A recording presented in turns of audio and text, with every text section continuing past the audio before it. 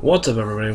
Shazam here, bringing you with a brand new video. Today, we're going to be discussing the new decks that you should probably be looking for. Well, they're not necessarily new, but whatever. We're going to be discussing what decks that actually might make an appearance in the meta in the near future, if not sometime around Shining Victory's release. But anyway, without any further ado, let us get right into it. First deck that I'm going to be talking about is Magispectors. Magispectors actually has a huge potential to come back to this format.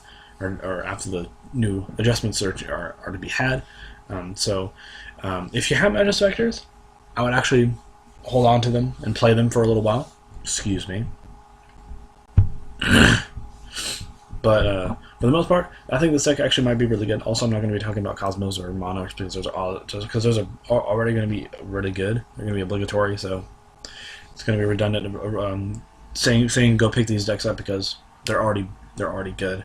But anyway, Magispectors have a really good chance to come back to this format. They might not be exactly tier 1 because I believe that they still lose to Cosmos.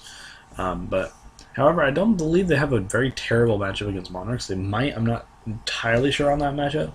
However, I still believe that Magispectors might still be pretty good in the short term. So if you have them, play them, and if you don't have them, I would actually suggest, and you want to pick up the deck, I would actually do so quite soon. So next is PSY-Frames. Much like Magispectors, Magispectors don't have PSY-Frames don't have a huge.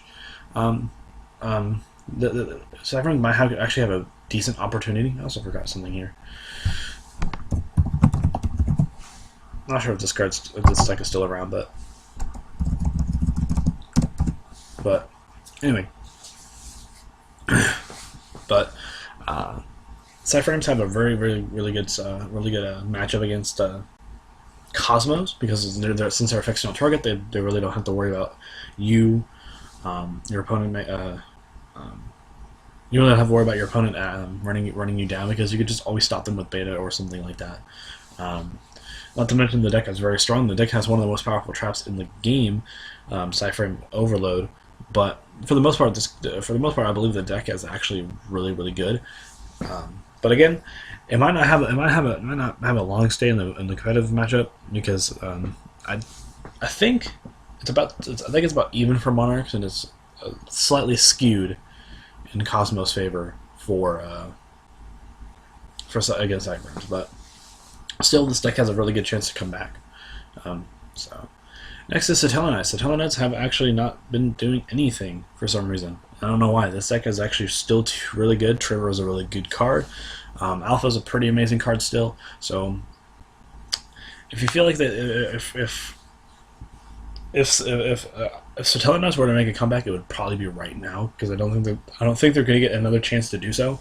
Sure, they don't have access to Infinity or anything like that anymore, but there's still plenty of rank force that they can run that are still really good,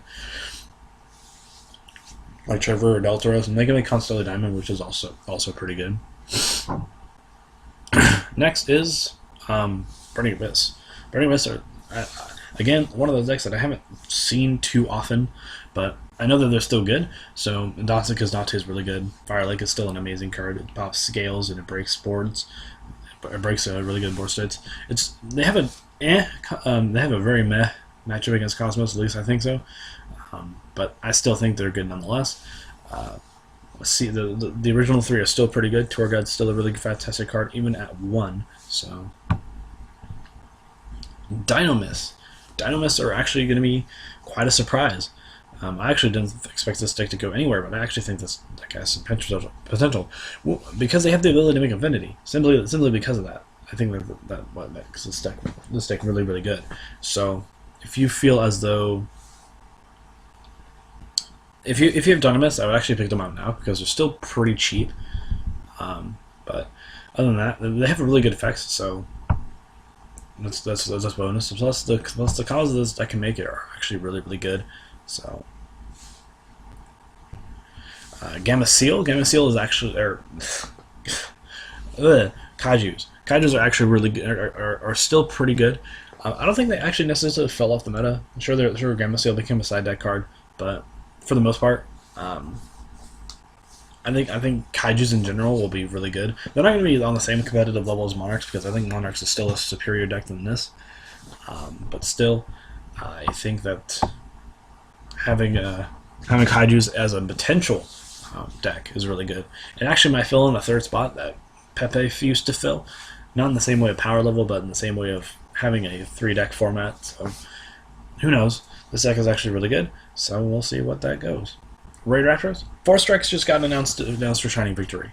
That is good because it not only gives it gives Raid Raptors, I believe that's the only card that they actually need to make the deck even relatively good again, they have access to making other cards. They have access to really good rank 4s. They have access to make rank 8s, 6s. So the deck is really good.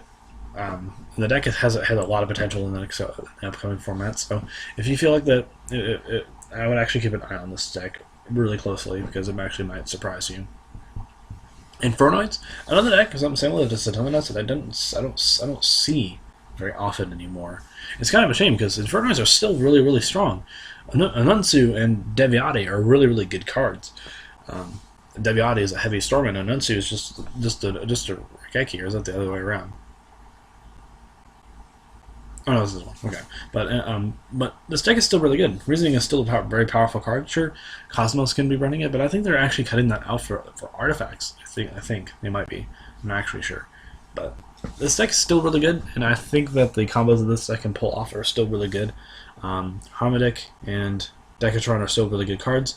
Void Imagination is actually pretty amazing, and again they have Reasoning and Monster Gate to back them up to make them even stronger. So, and last deck that I think that you probably should keep a low-key profile on is Yosenju. While they might not have the greatest of matchups, Rippling Mirror Force is coming out in the next set. So basically what that means is that they have now let's see, 1, 2, 3, they have 6. They have like 6 different war clears. So which means your opponent won't. You can probably defeat your opponent simply because of the number of war clears that you have. Storm Mirror Force and Rippling Mirror Force are really good cards, as I mentioned in my previous video. That these cards should probably be played at 3 at all times. They have access to lose 1 turn, which I'm running 2 of in my builds. So, I honestly think that even if this deck doesn't make that big of a splash in the meta, it actually might be a pretty good anti-meta deck. They have a really good rank force. They don't have access to Infinity like they used to, but still, nonetheless, I think this deck is actually still really good. And having the ability to summon a bunch of monsters without necessarily special summoning anything, and still having the ability to OTK your opponent like crazy is really, really good. So that's all I have to say about these decks. Anyway, tell me what you guys think that might actually be really good in the deck. I actually also forgot about Heroes. Heroes might be really good, but anyway, tell me what you guys think down below. Tell me what decks you think that would make an impact in the format, and tell me what do you think will flop. Let me know this in the comment section below. Anyway, this has been Just Lines signing out.